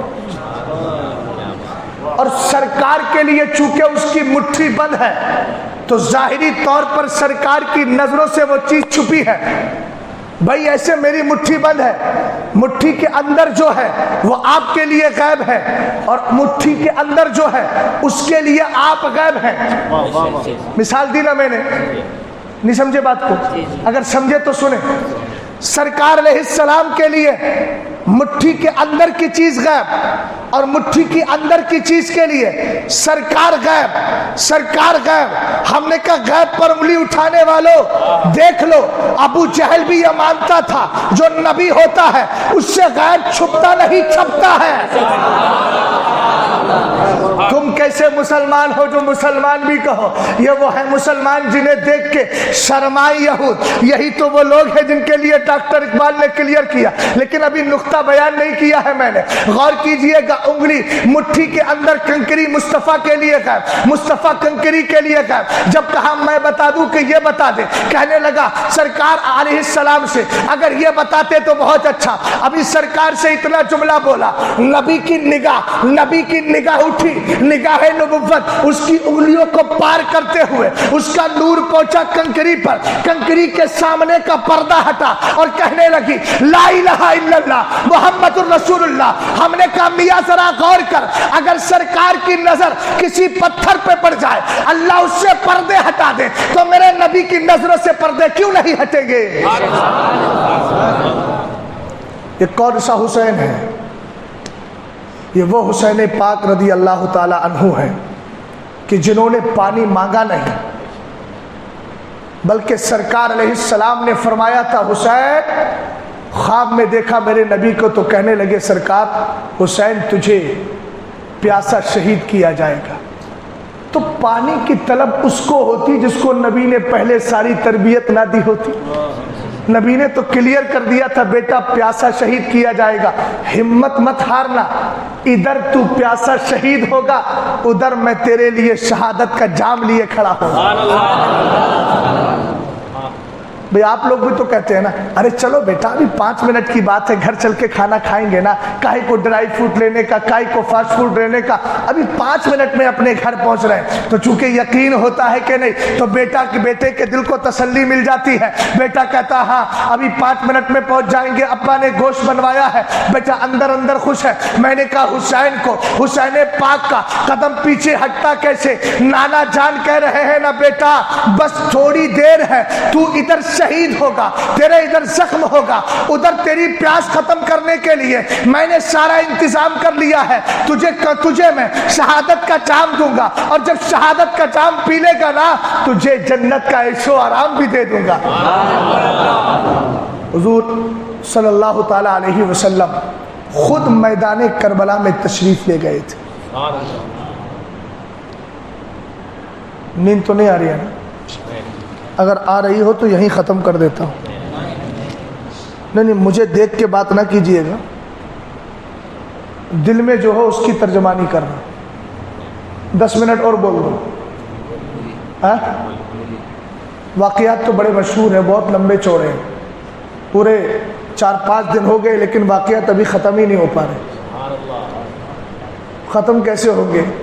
داستان کربلا ختم ہونے نہیں آئی ہے, ہمیشہ رہنے آئی ہے. غور کر رہے ہیں نا؟ حضرت امام حسین پاک رضی اللہ تعالی عنہ جو ہے, میں سر کی کرامت بیان کر دیتا ہوں, سر مبارک کی کیفیت. سرکار میدان کربلا میں خود آ گئے تھے, اور خود آئے تھے اسی لیے حسین کو تکلیف کا احساس نہیں ہو رہا تھا. ہوا تو کتنا الشہید لا یجد علم القتل الا کما یجد احدکم علم القرصہ. شہید کو شہادت کے وار میں قتل ہوتے ہوئے, شہادت کے لیے قتل ہوتے ہوئے صرف اتنا ہی درد ہوتا ہے جتنا چیوٹی کاٹنے کا ہوتا ہے. اعلیٰ حضرت رضی اللہ تعالیٰ عنہ فرماتے ہیں ملک شام کے 3 مجاہد تھے، اسلام کے لیے ہمیشہ قربانی پیش کرتے تھے۔ اچانک کیا ہوا، روم کے بادشاہ نے قید کر لیا، اور جب قید کیا نا تو تینوں سے کہا انی اجعل فیکم الملک وازوجکم بناتی وتدخلون فی النصرانیہ، بس ایک کام کر لو میں تمہیں 2 انعام دوں گا۔ کہا کون سا؟ کہا تم کرسچن ہو جاؤ، اپنی بیٹیوں کی شادی بھی تم سے کر دوں گا، دولت بھی تمہیں دے دوں گا۔ اب یہ چونکہ مسلمان تھے، انہوں نے کہا یہ نصرانی بنانا چاہ رہا ہے، تو انہوں نے رب کی بارگاہ مصطفیٰ کریم کی طرف لو لگا کے کہا واہ محمدہ واہ محمدہ۔ کہنا کیا چاہ رہے تھے؟ آقا اس گھڑی میں آپ ہماری مدد کیجئے۔ پتہ چلا دور سے پکارنا یہ ولیوں کا طریقہ ہے۔ اب اتنا کہا، اس نے کہا ماننے والے نہیں، کہ ایسا کرو آگ جلاؤ، تیل ڈالو۔ تیل ڈالا گیا، کڑھاؤ کے اندر دیگوں میں تیل گرم کیا گیا، 2 دیگوں میں تیل گرم کیا، اور کرنے کے بعد 3 تھے وہ بھائی، ایک کو روک دیا اور 2 کو اس میں ڈال دیا۔ اللہ الصبر، دونوں کو ڈالا، ڈالنے کے بعد وہ شہید ہو گئے، انتقال ہو گیا، دفن کر دیا گیا۔ اب جو ایک بچا تھا نا، اس نے کہا اپنی بیٹی کا حسن و جمال دکھا کے میں اس کو بہکا کر کے نصرانیت میں اور کرسچینٹی میں لے کر کے آؤں گا، لیکن اس کو پتا نہیں تھا جن نظروں میں جمال مصطفیٰ آ جائے ان میں کسی کا جمال آ ہی نہیں سکتا۔ 6 مہینہ ہو گئے، کوشش کرتا رہا لیکن رزلٹ 0 0۔ 6 مہینے کے بعد جو چاہتا تھا کہ میری بیٹی اس کو کرسچن کر لے، بیٹی پر ایسا اثر ہوا کہ خود مسلمان ہو گئے۔ عالم یہ تھا، رات میں جاتی تھی اس کے پاس، پہنچتی تھی، جا کے دیکھتی تھی تو کیا دیکھتی ہے کہ مصلی بچھا ہے نماز۔ اب یہ بیٹھی رہتی تھی، سلام پھیرے گا، اس سے بات کروں گی، اس کو لبھاؤں گی، سلام پھیرتا، نیت دوبارہ باندھ لیتا۔ راتیں گزری، 1 رات گزری، 2 رات گزری، 3 رات گزری، میاں مہینے پہ مہینے گزرتے گئے۔ اس نے ایک دن یہ کہا ارے یہ بتا تو صحیح، میں تو کرسچنوں کے اندر اتنی بیوٹیفل گرل ہوں، خوبصورت ہوں، جس کو آج کے دور میں انگلش کی زبان میں ڈریم گرل بھی کہا جاتا ہے، جس کے لوگ خواب دیکھ دیکھ کے زندگی تباہ کرتے ہیں۔ کہا میں اتنی حسین و جمیل ہوں، میرے حسن کی مثال دی جاتی ہے، لیکن کیا معاملہ ہے، تو مجھے دیکھنا ہی نہیں چاہتا، آخر جواب تو دے دے، تیری نظروں میں کس کا جمال بسا ہے؟ تب اس نے جواب دیا تھا اس کا جمال بسا ہے جس کے جمال کا صدقہ تجھے ملا ہے۔ کہا کون ہے ایسی ذات؟ کہا اسی ذات کا نام جمال مصطفیٰ کریم علیہ السلام محمد عربی ہے۔ اس نے کہا دیر نہ کر، مجھے بھی کلمہ پڑھا۔ کلمہ پڑھا دیا، مسلمان ہو گئی، لیکن اب کہا کرے کیا، میرا باپ تو تجھے عیسائی بنانے چلا تھا، میں خود مسلمان ہو گئی، اور جب تیرے مسلمان ہونے سے وہ راضی نہیں تو میرے مسلمان ہونے سے راضی کیسے ہوگا؟ چلو یہاں سے نکل چلتے ہیں۔ نکل گئے، اب آگے نکلے، شریعت کے دائرے میں شادی کریں گے اسلامی طریقے سے، مگر کرے تو کرے کیا، جب باپ ہی ناراض ہے تو براتی بن کے جائے گا کون؟ یہاں تو نہ بیٹا ہے نہ بیٹی ہے، نہ رشتہ دار ہے نہ قرابت دار ہے، نہ چچا ہے نہ چچی ہے، نہ پھوپا ہے نہ پھوپھی ہے، کوئی ہے ہی نہیں، بیچارے 2 ہی اکیلے تھے۔ رب کی رحمت جوش میں آتی ہے، ان کے 2 بھائی جن کو تپتے ہوئے تیل کے اندر اس دیگ میں ڈالا گیا تھا، رب نے کہا جاؤ اپنے بھائی کی شادی میں شریک ہو جاؤ۔ ہم نے کہا یارو کچھ سر پھرے اسی میں پڑے ہیں کہ نبی زندہ ہے کہ نہیں؟ ہم نے کہا دیکھ لے یار، نبی کے وفادار زندہ ہے تو نبیوں کے تاجدار کیوں نہیں زندہ ہو گئے؟ غور کر رہے ہیں نا؟ 6 مہینے کے بعد شادی، اس کے بعد 6 مہینے انتقال کے بعد 6 مہینے کے بعد تشریف لے آئے، السلام علیکم، آ گئے تمہارے باراتی۔ انہوں نے خیرت سے دیکھا، میاں تم کہاں سے آ گئے؟ تمہیں تو ہمارے سامنے ڈالا گیا تھا نا دیگ میں۔ کہا ہاں۔ تو کہا بتاؤ کیسا لگا، درد ہوا؟ تو کہنے لگے ما کانت الا الغطسۃ التي رأیت حتی خرجنا فی الفردوس. کہا میاں درد کی بات کرتے ہو؟ بس اتنا ہی کہ تمہاری نظروں کے سامنے ہمیں پکڑ کے تیل میں ڈال دیا گیا، بس اتنی ہی. اس کے بعد کیا ہوا؟ کہا اس کے بعد جنت الفردوس میں ہمیں مقام مل گیا. آئے کیوں ہو؟ کہا آئے نہیں ہے، بھیجے گئے ہیں. کس نے بھیجا ہے؟ کہا خدا نے کہا ہے جاؤ اپنے بھائی کی شادی میں شریک ہو جاؤ، آج کے دولہا دلہن تم ہو اور باراتی ہم بن کر کے آئے ہیں. سمجھ گئے آپ بات کو؟ اب سنیں، آقا حسین پاک رضی اللہ تعالیٰ عنہ سے پوچھے اے میرے آقا 72 کی قربانی آپ نے پیش کی ہے، کبھی علی اصغر کا لاشا اٹھاتے ہیں، کبھی علی اکبر کو لاد کر لاتے ہیں، کبھی حضرت قاسم کو اٹھاتے ہیں، کبھی حبیب کو سنبھال رہے ہیں، کبھی حر کو سنبھال رہے ہیں، کبھی اہل بیت کے مقدس شہزادوں کو سنبھال رہے ہیں، کبھی عباس علمبردار کو سنبھالتے ہیں. ارے آقا حسین بہت بڑا درد تھا، لیکن آپ نے اتنا درد سہ لیا تھا، کیا ضرورت تھی میدان کربلا میں جانے کی؟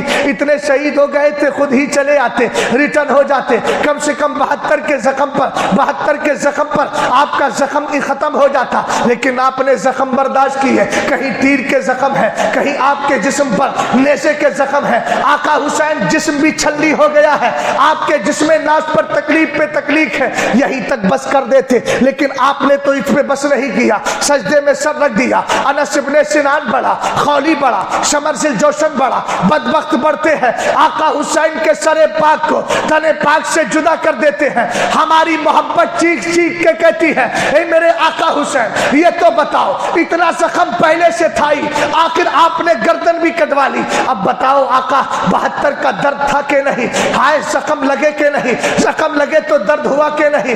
گردن کٹی تو تکلیف ہوئی کہ نہیں؟ آقا حسین کہیں گے اے میرے چاہنے والوں، 72 کی قربانی پر نظر رکھنے والوں، 72 زخموں کو دیکھنے والوں، کٹی ہوئی گردن پر توجہ دینے والوں، ان ساری باتوں پہ توجہ بعد میں دینا پہلے یہ دیکھو جب حسین کی گردن کٹ رہی تھی اس کی نظروں کے سامنے کسی دنیا دار کا چہرہ نہیں تھا، مدینے کے تاجدار کا چہرہ تھا. اور جب چہرہ مصطفیٰ آ جائے اے ہے، یہ چہرہ ہی ایسا ہے جو مصیبتیں بھگانے آیا ہے. سمجھ میں آئی بات آپ کی؟ سر حسین کو لے کر کے جب خولی جا رہا تھا، یہ آج 11 تاریخ شروع ہو گئی مغرب کے بعد، ابھی تک تو میرے حسین کے اور ان کے ساتھیوں کے لاشیں وہی کربلا میں تھے. یہ رات تاریخ کی وہ دردناک رات ہے کہ حضرت سکینہ، حضرت امام حسین پاک نے حضرت زینب سے کہا تھا بہن میرے بچوں کا خیال رکھنا. حضرت زینب سب سے ذمہ دار تھی، گھر میں بہن تھی. حضرت امام زین العابدین 14 سال کے ہیں، وہی اکیلے بچے تھے قافلے کو مدینے لے جانے کے لیے. حضرت زینب نے پردے کے ساتھ یہ تلاش کرنا چاہا دیکھوں تو صحیح مقدس شہزادیاں، مقدس بیٹیاں، مقدس بہنیں کیسی ہیں. تلاش کیا لیکن حضرت سکینہ کا پتہ نہ چلا. تلاش کرتی ہے اندھیرا ہے، تلاش کرتے کرتے پہنچی تو کیا دیکھا؟ حضرت سکینہ امام حسین پاک کی لاش کے پاس بیٹھ کر کے رو رہی ہے. حضرت زینب کا کلیجہ ہل کے رہ جاتا ہے. حضرت سکینہ کو اٹھا کے لاتی ہے خیمے میں. ایک پوری رات گزر جاتی ہے. اس بدبخت ابن سعد کو دیکھو، 11 محرم کو آیا، سب کے جنازے پڑھائے، مقدس شہزادوں کے جنازے نہیں پڑھائے، لاشیں پڑی رہی. تیسرے دن آ کر کے غادریہ، غامریہ، الگ الگ روایتیں ہیں. اس 3 دن کے بعد اس بستی کے لوگ آئے جب سارے یزیدی قافلہ لے کر کے سرکار کی مقدس شہزادیوں کو، امام زین العابدین کو لے کے کوفہ کی طرف روانہ کر چکے تھے. اب نہ یزیدی تھے نہ نبی کے گھر والے تھے، بس خالی نبی کے مقدس شہزادوں کی لاشیں پڑی تھی. اللہ رحم فرمائے ان بستی والوں پر جنہوں نے میرے نبی کے مقدس لاڈلوں کی لاشوں کو دفن کیا تھا. میں ان کے لیے کل بھی دعا کرتا تھا تھا، آج بھی دعا کر رہا ہوں، آ کر کے جنازہ پڑھتے ہیں، دفن کر دیتے ہیں۔ میرے حسین کا سر خولی لے کر کے جا رہا تھا بدبخت، اور سوچتا یہ تھا کہ میں سب سے پہلے ابن زیاد کے پاس لے کر کے جاؤں گا تاکہ ابن زیاد مجھے مال دے۔ ہم نے کہا وہ ہوس کی کھوپڑی تھی، وہ بدبخت دنیا چاہتے تھے، انہیں دنیا ملی ہے۔ میرا حسین آخرت چاہتا تھا، اسے آخرت مل گئی ہے۔ آقا حسین کا سر مبارک ہے، خولی کا راستے میں گھر پڑتا تھا۔ یارو، امام حسین کے سر کو خولی نے اپنے گھر میں تنور کے اندر رکھ دیا، جہاں روٹی بناتے ہیں تندور۔ بیوی بڑی متقیہ تھی خولی کی، خولی برا تھا لیکن خولی کی بیوی اچھی تھی۔ جیسے یزید برا تھا لیکن یزید کا بابا اچھا ہے۔ ارے بولو، تصدیق کرو، یہ تمہارے ایمان عقیدے سے تعلق رکھتا ہے۔ یزید برا ہے، یزید کے بابا سیدنا امیر معاویہ تو صحابی رسول ہے۔ حضرت امام زین العابدین کس کے بیٹے ہیں؟ اونچا بولو، کس کے بیٹے ہیں؟ امام حسین پاک رضی اللہ تعالیٰ عنہ۔ توجہ فرمائیے گا، میں ایک جملہ آپ کو دے رہا ہوں، یہاں ایک بات میں آپ کو بتانا، کلیئر کرنا بہت ضروری سمجھتا ہوں۔ ایک جملہ میں آپ کے گوش گزار کر رہا ہوں، ذرا غور فرمائیں۔ کس کے بیٹے ہیں؟ ذرا اونچا بولے۔ امام حسین پاک کے۔ اور کون ہے امام زین العابدین؟ جنہوں نے کربلا کا سارا منظر اپنی آنکھوں سے دیکھا ہے۔ اب ان سے پوچھا گیا، حضرت امام حسین کے لختے جگر امام زین العابدین سے پوچھا، کسی نے کہا کیف تقول فی معاویہ رضی اللہ تعالی عنہ، پوچھا امام زین العابدین یہ بتاؤ آپ امیر معاویہ کے بارے میں کیا کہتے ہو؟ بیٹے کس کے ہیں؟ امام حسین کے۔ دیکھا کیا ہے؟ کربلا کا سارا منظر۔ ظلم کس نے کیا تھا؟ یزید نے۔ یزید بیٹا کس کا ہے؟ حضرت امیر معاویہ کا۔ سوال کس کے بارے میں ہے؟ یزید کے بارے میں نہیں، یزید کے والد بزرگوار صحابی رسول کے بارے میں پوچھا۔ آپ یہ بتائیے امام زین العابدین حضرت امیر معاویہ کے بارے میں کیا کہتے ہیں؟ ذرا سن لیجئے گا میاں، اگر کسی کو اپنی آخرت برباد کرنا ہو تو سوشل میڈیا سے جڑ کے سرکار کے صحابی حضرت امیر معاویہ کے خلاف بھوکے اور پھر سنے حضرت شہاب الدین خفاجی کہتے ہیں من یکون یطعن فی معاویہ فذاک کلب من کلاب الحاویہ، جو امیر معاویہ پر لعن طعن کرتا ہے وہ انسانی شکل میں جہنمی کتا ہے۔ جس کو جہنمی کتا بننا ہو وہ حضرت امیر معاویہ کے خلاف بھوکے، اور جس کو جنتی انسان بننا ہے وہ یزید کو برا کہے مگر امیر معاویہ کو سر کا تاج مانے۔ حیدرآباد قریب ہے، کچھ پاگلوں نے بڑی پاگل پن کیا ہے، جو جدا نہیں تو ان کو جدا کرنے کی کوشش کی ہے۔ سنیں، امام زین العابدین سے سوال ہے۔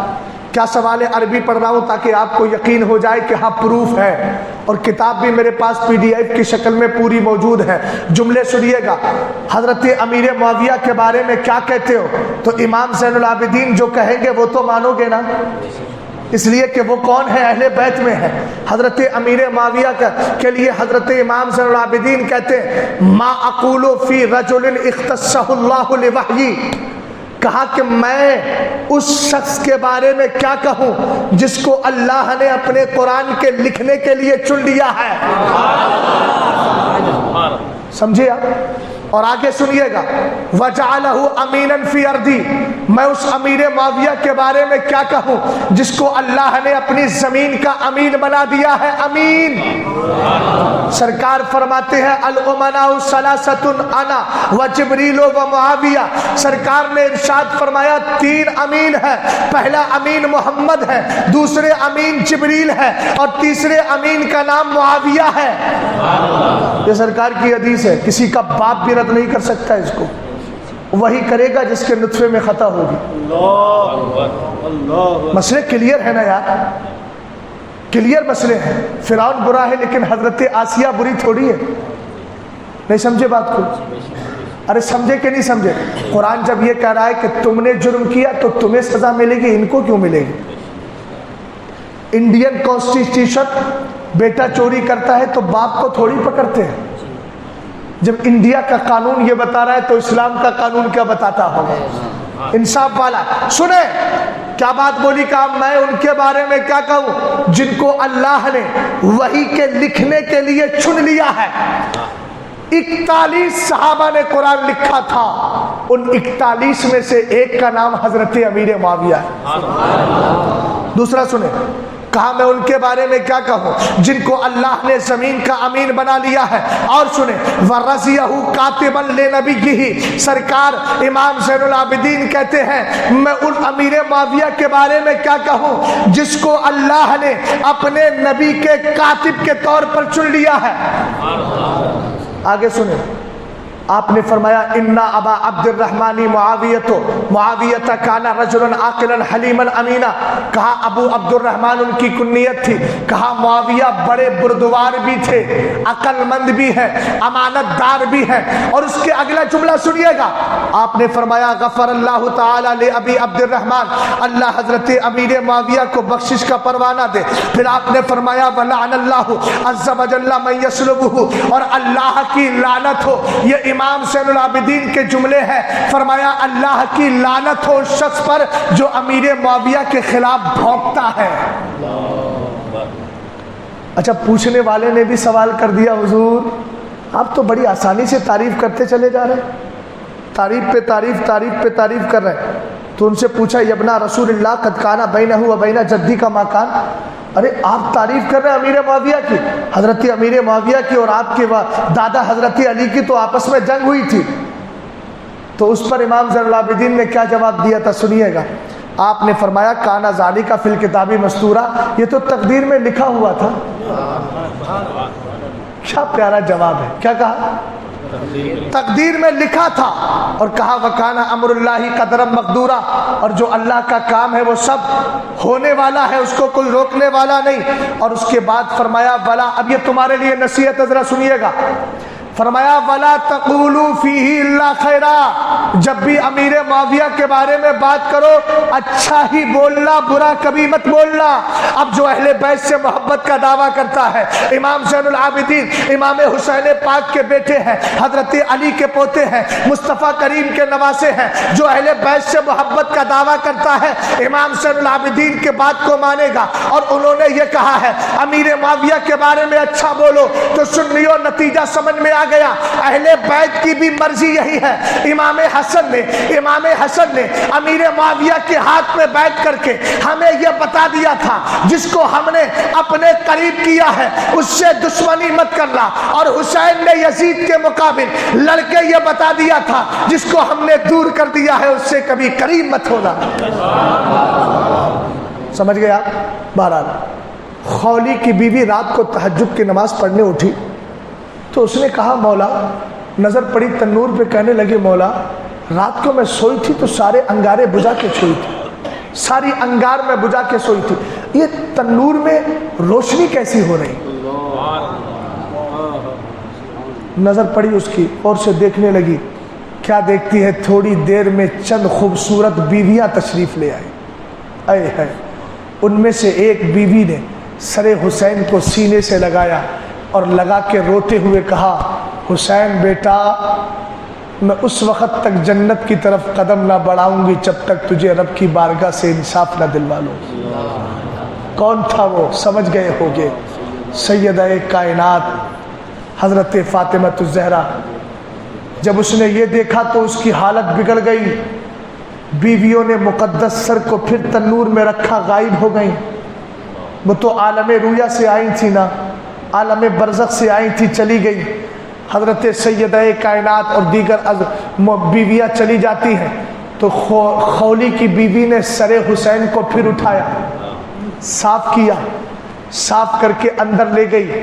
وہ بدبخت تھکا ہوا تھا, خراٹے مار کر کے سو رہا ہوگا, لیکن ادھر اس کی قسمت میں کیا لکھا تھا وہ آپ نے سمجھ لیا، وہ بدبختی کا شکار تھا، ادھر بیوی خوشبختی مل رہی ہے اس کو، سر حسین کو سامنے رکھ کے روتے روتے کہتی ہے مولا نہ جانے کیا حال ہوگا میرا، میرے شوہر نے میرے شوہر نے تیرے محبوب کے بیٹے نواسے حسین کی گردن کو کاٹ کے تنور میں لا کے رکھ دیا ہے، اس بدبخت کی وجہ سے میرا کیا حال ہوگا۔ غیب سے آواز آتی ہے بیوی تیرے شوہر کی سزا تجھے نہیں دی جائے گی۔ سمجھ گیا؟ جب سے اس نے حسین کے سر کو تنور میں رکھا تھا، تاریخ میں آیا ہے اس کو اپنے شوہر خولی سے نفرت ہو گئی۔ جب مختار ثقفی کا دور آیا، اب کچھ لوگ مختار ثقفی کو رضی اللہ تعالیٰ عنہ کہنے لگے، کیسے کیسے پاگل لوگ ہیں۔ بھئی مختار ثقفی کے بارے میں ایک قول یہ بھی تو ہے کہ وہ آخر وقت میں نبوت کا دعویٰ کر لیا تھا اس نے، اگرچہ روایت میں 6000 سے زائد اس نے قاتلین حسین یا کسی بھی طرح سے جنگ میں شریک ہونے والے حسین کے مخالفین کو مارا تھا، مگر بعد میں جا کے خود نبوت کا دعویٰ بھی کر لیا تھا۔ تو کیا ملا اس کو؟ اس لیے اس کو رضی اللہ علیہ السلام یا رحمت اللہ لگانے کی ضرورت نہیں ہے۔ ہاں کام اس نے کیا تھا، شروع میں اچھا کیا تھا لیکن بعد میں خراب کر گیا، تو نتیجہ تو آخرت کا ہوتا ہے نا، اعتبار لاش کا ہوتا ہے۔ توجہ کریں، مختار کا جب دور آیا، مختار نے کہا تھا نام لکھ لکھ کے دو کون کون حسین کے خلاف جنگ میں گئے تھے، نام کی فہرست اور لسٹ تیار کی جا رہی ہے۔ اس میں ایک ہاتھ نام تھا خولی کا، اس نے کہا جاؤ خولی کو پکڑ کے لا، اپنے سپاہیوں کو بھیجا۔ مختار ثقفی نے، چونکہ اس وقت عبد مالک بادشاہ اور خلیفہ بن چکا تھا، یہ گورنر تھا، اس نے کہا پکڑ کے لاؤ۔ خولی کو پکڑنے کے لیے جب بھیجا، خولی کا حال یہ تھا میاں گھر کے اندر چھپ کے بیٹھ گیا، ایک ٹوکرا لے کے اس کے نیچے چھپا تھا۔ بیوی سے کہا تھا مجھے پکڑنے آئے تو منع کر دینا، گھر میں ہے ہی نہیں، تیری بات کو مان لیا جائے گا۔ مگر جس دن سے اس نے حسین کے سر کے ساتھ توہین کی تھی، اس دن سے اس کے دل کے اندر نفرت پیدا ہو گئی تھی شوہر سے، اس لیے کہ وہ کہہ رہی تھی تو میرا شوہر ہو وہ اپنی جگہ ہے، لیکن حسین تو میرا آقا ہے اور آقا سے جھگڑا نہیں کیا جاتا۔ اس کے دل میں نفرت ہو گئی اپنے شوہر سے۔ روایت میں آیا ہے کہ جب پولیس والے پکڑنے آئے نا، اس کے سپاہی پکڑنے آئے، اس نے زبان سے تو چونکہ وعدہ کر لیا تھا کہ نہیں کہوں گی، زبان سے نہیں کہا، وہ سپاہی کہنے لگے ہے خولی ہے۔ مختار کے سپاہیوں نے جب یہ کہا خولی ہے، اس نے کہا لا لا لا، مگر ہاتھ سے اسے اشارہ کیا۔ سپاہی سمجھ گئے، اندر گئے تو میاں چھپے کس میں تھے؟ ٹوکری پہنے، گوبر کی ہوتی ہے نا، گوبر کا پلہ ہمارے یہاں بولتے ہیں، کوڑے کا پلہ ہوتا ہے جس میں کوڑا پھینک کر کے سر پہ رکھ کے آتے ہیں، اسی طریقے سے ٹوکری جس کو سمجھیے، ٹوکری کے نیچے چھپا تھا، لیکن اس کو پتہ نہیں تھا حسین کے باغی اگر زمین کے اندر بھی چھپ جائیں تب بھی الحمدللہ حسین کے وفادار ان کو نکالنے کی طاقت رکھتے ہیں۔ آج کے دور کے حساب سے بھی میں کہہ رہا ہوں، غور کیجئے گا۔ پکڑا، چال، مختار بلا رہا، اب یہ پکڑ کے گرفتار ہو کے مجبوراً گیا، اور جب گیا نا تو مختار کہیں جا رہا تھا، غالباً شکار پہ جا رہا تھا یا کہیں اور، اس نے دیکھا اچھا آ گیا، بولے ایسا کرو اس کے گھر والوں کو بلاؤ، یزید کی بیوی عابدہ متقیہ پرہیزگار ان کو بلایا، اس کے بچوں کو بلایا، اور جب بچوں کو بلایا تو سب کے سامنے خولی کو قتل کیا گیا، ٹکڑے کیے گئے، اس کے ٹکڑوں کو پھر آگ میں جلا دیا گیا۔ خولی کا انجام یہ ہوا۔ امام حضرت ابن شہاب زہری لکھتے ہیں کہ امام حسین پاک رضی اللہ تعالی عنہ کو ان کے خلاف جو بھی میدان کربلا میں گیا تھا، ان کو چند سزاؤں میں دنیا کے اندر ضرور ملی ہے۔ چند سزاؤں میں یا تو ان کی شکلیں بگڑی ہیں، چہرے کالے ہوئے ہیں، یا قتل کر دیے گئے ہیں، یا ان کا جسم بگڑ گیا ہے۔ ایک نہ ایک سزا ان کو ضرور ملی ہے دنیا کے اندر۔ آخرت میں کیا ملے گی وہ رب جانتا ہے۔ خولی کی بیوی کے سامنے جب اس کو مار دیا گیا، خولی کی بیوی کہتی ہے اب مجھے سکون مل گیا ہے۔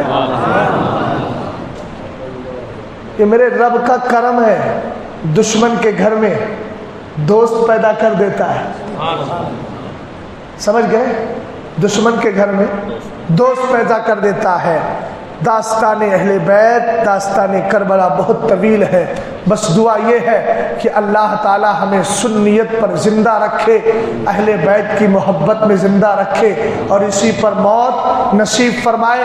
آپ اپنے ایمان عقیدے سب کی حفاظت کریں اور سنی سے العقیدہ بن کر رہیں، مسلک اعلیٰ حضرت پہ چلتے رہیں.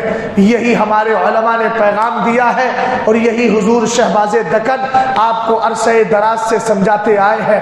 اللہ تعالیٰ آپ کو سلامت رکھے، آپ کی وجہ سے مجھے بھی سلامت رکھے.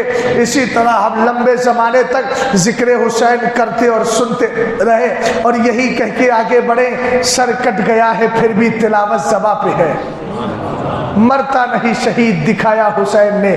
کیا بات رضا اس چمنستان کرم کی، زہرا ہے کلی جس میں حسین اور حسن پھول. استغفر اللہ ربی من کل ذنب واتوب الیہ. کلمہ شریف پڑھیے، لا الہ الا اللہ محمد الرسول اللہ صلی اللہ تعالی علیہ وسلم.